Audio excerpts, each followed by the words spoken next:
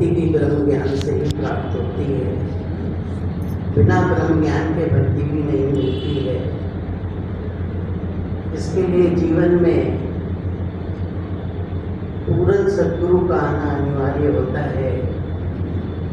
जब पूर्ण सद्गुरु की शरण में आ जाते हैं तो ये ब्रह्म ज्ञान की दात भी मिल जाती है, जीवन में भक्ति भी आ जाती है।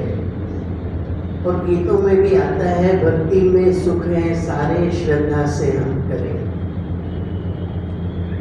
स्पष्ट कर दिया कि सारे सुख भक्ति में ही है। अगली लाइन में कहते हैं, वचन गुरु का माने और निंदा से करें। गुरु के वचनों को भी मानना है, निंदा से भी करना है, किसी की भी निंदा नहीं करनी। कहने का भाव, जब ये ब्रह्म ज्ञान हमारे जीवन में एहसास में रहता है, ये सद्गुरु हमें याद रहता है, तो निश्चय ही हमारा भक्ति भरा जीवन होता है। इसके लिए सद्गुरु की याद बनी रहे। कई बार हम माया में उलझ कर इस निरंकार के एहसास को भूल जाते हैं। एक छोटी सी मिसाल, किसी मदरसे में मौलवी साहब पढ़ा रहे थे और पढ़ाते पढ़ाते वो अक्सर एक ही बात कहा करते थे कि खुदा सर्वत्र है, खुदा व्यापक है, ऐसी कोई जगह खाली नहीं जहाँ खुदा नहीं है। अब बच्चों को तो रोज का ये लेसन मिलता था और रोज ही बोलते खुदा सर्वत्र है, व्यापक है, सब जगह है, तो रट सा गया था बच्चों को।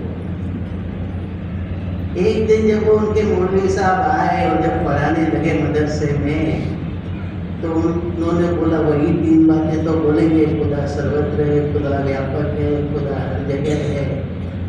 और उस दिन मौलवी जी ने कह दिया, खुदा कहाँ नहीं है।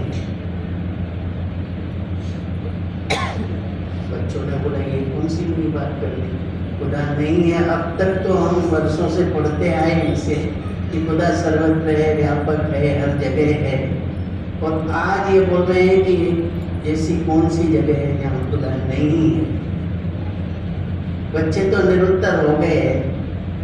तभी एक बच्चे ने हाथ उठाया, बोले मौलवी साहब मैं इसका उत्तर दूंगा। बोले नहीं बेटा, मेरी ही गलती हो गई। हमेशा तो मैं पढ़ाता था कि खुदा सर्वत्र है, व्यापक है, सब जगह है। आज मैंने कैसे बोल दिया कि खुदा कहाँ नहीं है। बच्चे ने कहा, जब आपने प्रश्न किया है तो उत्तर भी तो होगा ही उसका, क्योंकि बिना उसके तो प्रश्न भी नहीं होता है, हर प्रश्न का उत्तर होता है। इसलिए मैं इसका उत्तर देना चाहता हूँ। और मौलवी साहब बोलते नहीं बेटा, खुदा सर्वत्र ही है, व्यापक ही है, सब जगह है, मेरे मुंह से कैसे निकल गया, इसलिए आप उत्तर मत दो। बोले नहीं गुरुजी, आपका प्रश्न आया है तो उत्तर भी जरूर होगा।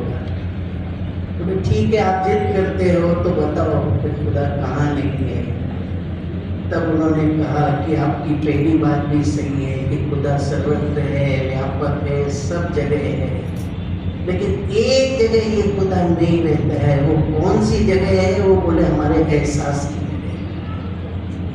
जब हम मन से भूल जाते हैं, इसे माया में विचरते हैं, भौतिक पदार्थों में लग जाते हैं, फिर ये हमसे भूल जाते हैं कि ये निरंकार भी कोई है जो हमारे अंग संग है, जो सद्गुरु कृपा से हम सब ने जाना है, पाया है, वह भी है, लेकिन हम इसका एहसास भूल जाते हैं। जब ये मन में एहसास नहीं रहता, बस वहीं पे खुदा नहीं रहता है, बाकी तो खुदा सर्वत्र है। तो इसकी याद बनी रहे, इसके एहसास में जीते जाएं तो हमारा जीवन भी निश्चय ही सुखद और सफल होगा। साथ संगत जी,